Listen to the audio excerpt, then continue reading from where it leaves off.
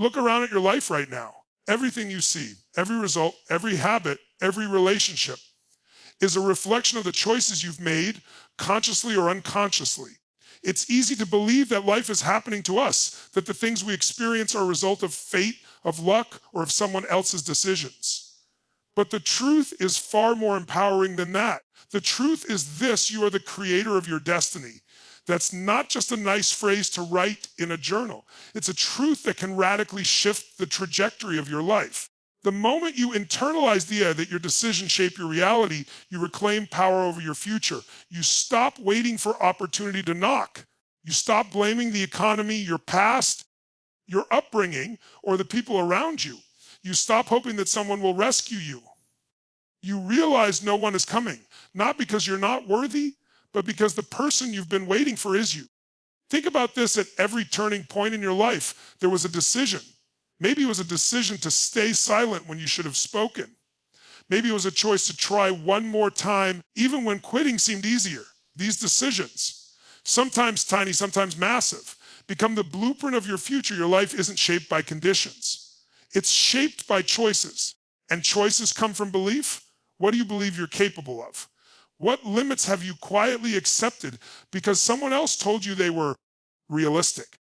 When did you decide that your dreams were too big, too crazy, or too late? At some point, you accepted a script that wasn't written by you. And the good news is, just as you accepted it, you can reject it. You can tear that script up and write a new one, starting today. But to do that, you must take radical ownership of your life. You must stop outsourcing your power to your past or your pain. It's not about pretending things haven't happened. It's about refusing to let those things define who you are or where you're going. Pain is real, but so is healing. Trauma is real, but so is transformation. Your past is a place of reference, not a place of residence. What matters most is what you do now in this moment. Responsibility is not blame. Taking responsibility doesn't mean everything is your fault. It means you refuse to live like a victim. It means you recognize that while you can't control every event, you can always control your response. You can choose what meaning you give to the events in your life. You can choose what stories you tell yourself about who you are. And those stories, they shape your reality more than any external substance ever will. When you believe you are the creator of your destiny, you begin to act differently. You speak with conviction. You walk with purpose.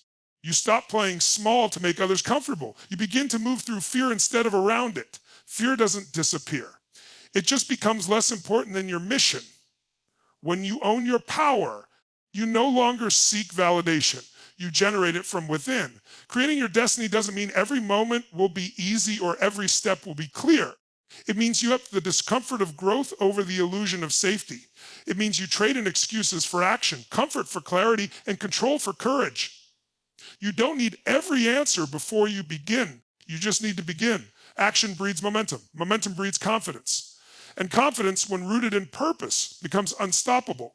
Most people live their lives by default, not by design. They react instead of create. They repeat instead of reinvent. But you are being called to do something different, to live deliberately, to choose consciously, to disrupt the narrative that has held you back and replace it with a vision so bold it makes fear tremble.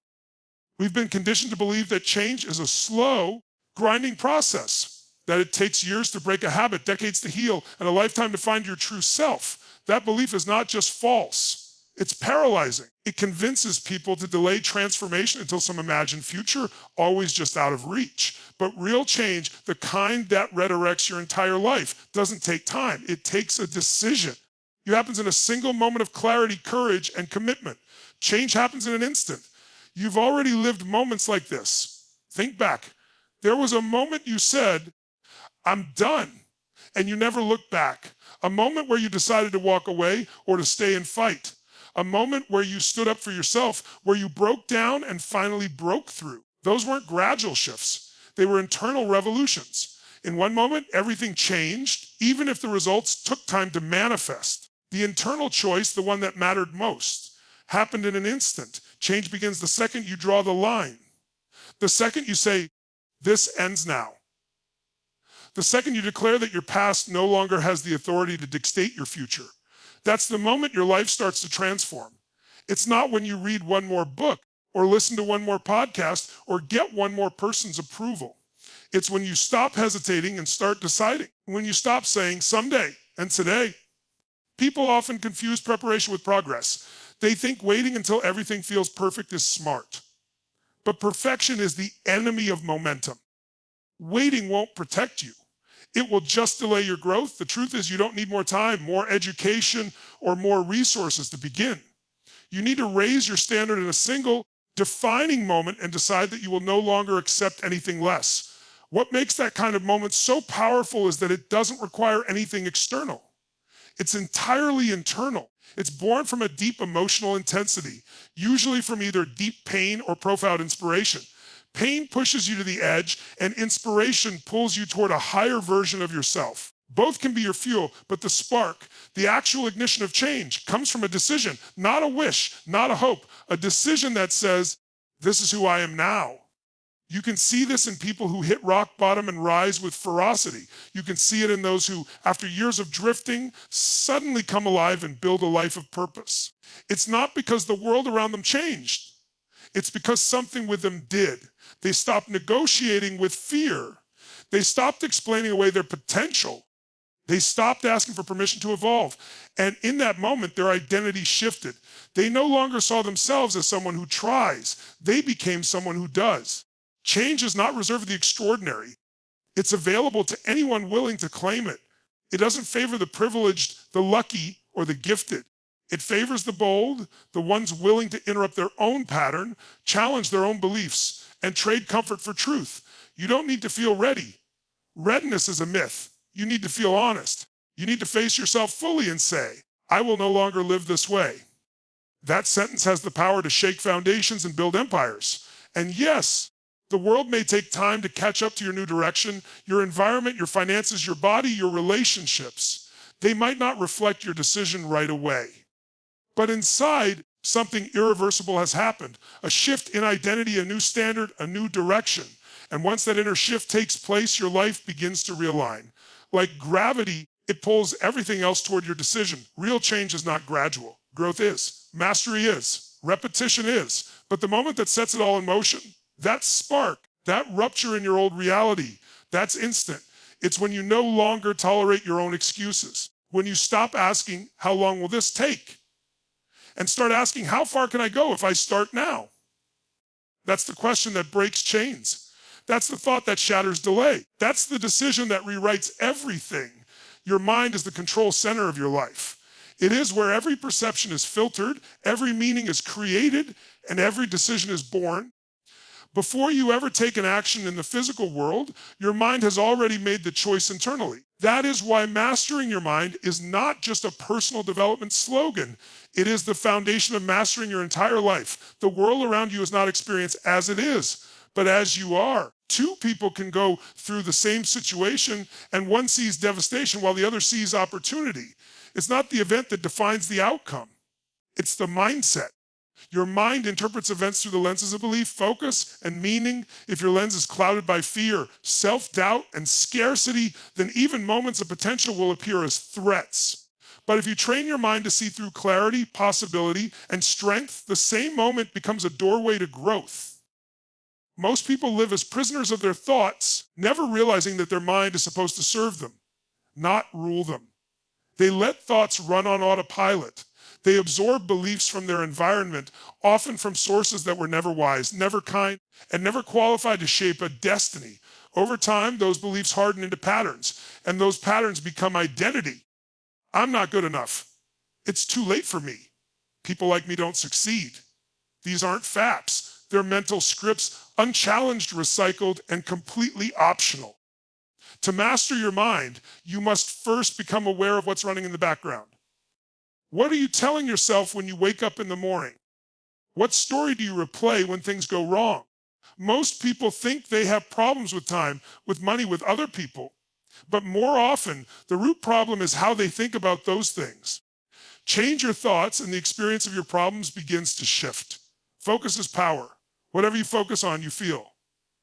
And whatever you feel consistently becomes your experience of life. If you focus on what's missing, you feel lack. If you focus on what's working, you feel momentum. Your brain is a pattern recognition machine. It finds what you tell it to look for. So if you're constantly feeding it fear, doubt, and limitation, don't be surprised when your world mirrors that back to you.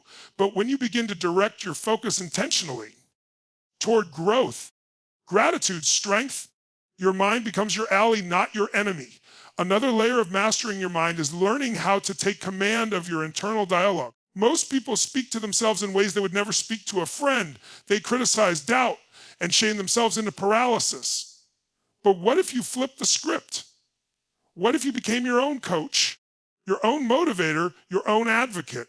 The words you say to yourself shape your identity. If you speak in terms of power, responsibility, and purpose, you begin to act in alignment with those words. Mental mastery is not a never having negative thoughts. It's about not being owned by them. You will still hear the voice of fear. You will still experience moments of insecurity. But the difference is you won't confuse those voices for truth. You'll recognize them as echoes of old beliefs, shadows of the past.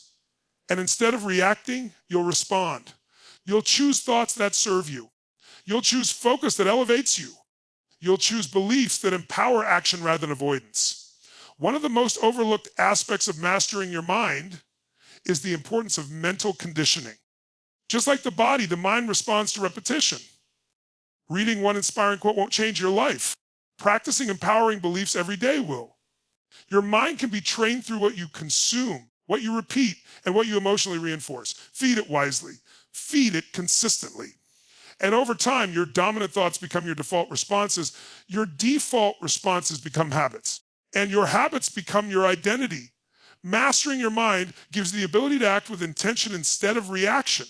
It allows you to pursue goals not from fear of failure, but from love of growth. It replaces chaos with clarity and hesitation with confidence. When your inner world is calm, focused, and strong, the outer world becomes far less intimidating because you no longer need it to define you. You've already defined yourself from within.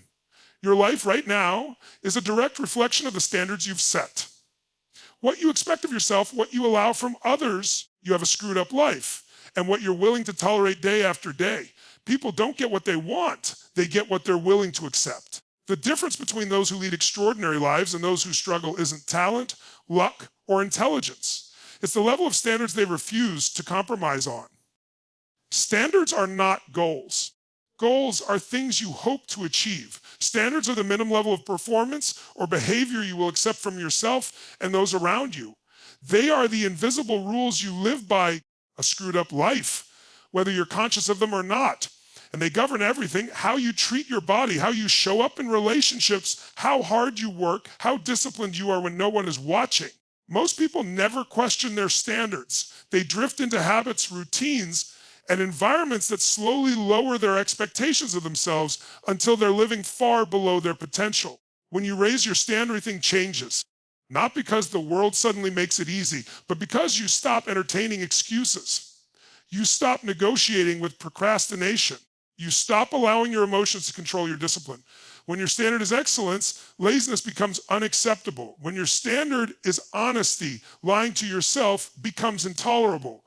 When your standard is growth, comfort becomes the enemy. Low standards don't just hold you back, they create internal conflict. Every time you behave in a way that contradicts who you know you could be, you feel it. You feel the gap between your identity and your actions. You feel the discomfort of living below your truth. And that discomfort doesn't go away until you either lower your expectations or raise your behavior to meet them. The first path leads to quiet misery. The second path leads to liberation. To raise your standards, you first have to get brutally honest about what you've been tolerating. Maybe you've been accepting disrespect because you fear confrontation. Maybe you've been letting your health you keep saying, I'll start next week. Maybe you've stayed in a job, a relationship, or a mindset that drains you simply because it's familiar. Whatever it is, you have to draw a line in the sand. Not later, not when it's convenient, right now. Because until you do, life will meet you at your lowest expectation, not your highest hope. Raising your standards isn't about perfection. It's about alignment. It's about aligning your actions with the person you want to become. That requires consistency, discipline, and courage. It means you no longer allow your moods to dictate your choices. It means showing up even when it's hard, even when no one is clapping, even when the results don't come overnight. High standards demand that you lead yourself before you expect to lead anyone else. There is a difference between wanting change and demanding it. A want is optional. A demand is non-negotiable. People who transform their lives don't merely want better. They raise their standards so high that anything less becomes impossible to live with. That's when the shift happens. When staying the same is more painful than changing. When being average is more terrifying than failing on the way to greatness. Raising your standards also means raising your environment. You cannot consistently outperform the expectations of the people you surround yourself with. If your circle encourages mediocrity, don't be surprised when your standards drift. If your circle challenges you to level up, you'll feel it every day. The people closest to you either reinforce your excuses or hold you to a higher level. Choose wisely. You don't rise to the level of your vision. You fall to the level of your standards. You may dream big, you may speak confidently about your goals, but until your standards rise to meet that vision, you will continue to act in ways that sabotage your progress. Your standards are what you enforce, what you repeat, what you embody. They are not what you say in public. They are what you do when no one is looking. Every breakthrough begins with a shift in standards, not a shift in circumstances, not a new opportunity handed to you, but a deep internal reset where you decide that the old way is no longer acceptable. It's a personal revolution that begins quietly but echoes through every corner of your life. When you raise your standards, you raise your life to meet them. Change that lasts is never just logical. It's never just a matter of understanding what to do or why it matters. If knowledge were enough, everyone would be healthy, fulfilled, and living their best life. But information without emotion is lifeless. It has no staying power. It doesn't move you. Lasting change begins with a decision, yes, but that decision is powered and sustained by emotion. Emotion is the fuel. Without it, change becomes temporary, a burst of effort followed by a return to old patterns. The reason people set goals and then abandon them isn't because they're weak. It's because their goals are not emotionally anchored. They say they want change, but their reasons are flat. They haven't connected their vision to something that stirs their soul. When a goal is just a number or an abstract idea, it doesn't generate urgency. But when it's tied to meaning, connected to love, to purpose, to identity, it becomes non-negotiable. You don't just want it, you need it. You don't just try, you commit. Emotion makes the difference between interest and obsession, between hesitation and conviction. When you emotionally link a goal to your sense of who you are and who you refuse to remain, change becomes inevitable. The person who says, I should probably get in shape, might start strong, but they fade quickly. The person who says, I will no longer be the kind of parent who comes home too tired to play with my kids, is driven by something deeper. That's not about appearance. It's about love, identity, and legacy. That's where emotional power lies. The strongest human drivers are emotional love, anger, pride, gratitude, despair, hope. These are the forces that either paralyze us or move us into action. If you've ever made a radical decision and followed through with relentless consistency, look back. You'll find emotion was present. Something triggered you. Something snapped. Something awakened inside you and said, never again. Or this ends now. Or not living one more day like this. That wasn't logic, it was emotional leverage. The key is learning how to generate that emotional leverage without needing a breakdown or a crisis. You can condition it. But first, you have to give yourself permission to feel deeply. Most people are disconnected from their emotional world. They analyze everything but rarely feel fully. They avoid discomfort. They numb the pain. They filter their joy. But the more you suppress emotion, the more you dilute your drive. Emotional repression creates apathy. Emotional intensity creates momentum. If you want to make a change that lasts, go beyond the surface. Ask yourself what this change means to you, not just what it looks like, but what it says about who you are. If you lose the weight, what will it say about your strength? If you start the business, what will it say about your freedom? If you walk away from the toxic relationship, what will it say about your worth? These emotional connections give your goal teeth. They make it real. They make it stick. You must also understand what it costs you emotionally to stay where you are. Not just financially, what just physically. But emotionally, what does it cost your confidence, your peace of mind, your ability to show up in the world? When you allow yourself to feel the full weight of what you're missing out on, that pain becomes a catalyst. Pain, when fully embraced, becomes power. Most people avoid it. But the truth is, when pain becomes personal and present, it becomes impossible to ignore. And that's when people change. At the same time, it's not just about pain. It's about passion. It's about purpose. What excites you? What vision brings tears to your eyes? What would make you proud to look back on 5 years from now? That emotional pull is just as powerful as emotional pain.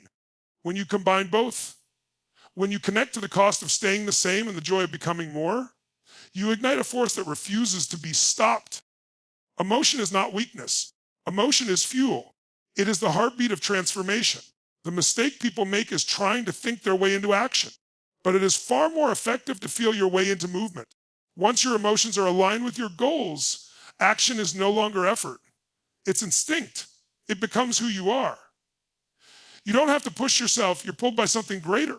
Everything you need is already within you. The power to decide, the courage to act, the clarity to see, and the strength to rise. It's all there, waiting to be claimed. You are the creator of your destiny. And the moment you choose to own that truth, the course of your life begins to shift. Change doesn't require time, it requires a decision. One moment of full commitment can rewrite years of hesitation. But to truly transform, you must go deeper than strategy. You must master your mind. Your thoughts are not passive, they are creative. They shape your reality with every focus, every meaning, every belief you hold. Direct them wisely, and the world outside you begins to reflect the power within you. And that inner strength, it's built on the foundation of your standards. What you tolerate, you reinforce. What you demand, you attract. Raise your standards, and your life will rise with them. Yet, even with clear decisions, a focused mind, and powerful standards, there's one force that sustains real changing emotion. Logic gives you direction, but emotion gives you drive when your heart is in it. When you're fueled by meaning, by love, by urgency, you become unstoppable. Emotion breathes life into vision and gives your actions the weight of purpose. So the question is not whether the giant inside you exists. It does. The real question is, will you wake it up? Will you own your power, raise your standards, master your mind, and fuel your future with emotion? Will you finally step into the life that's been waiting for you all along? It starts now.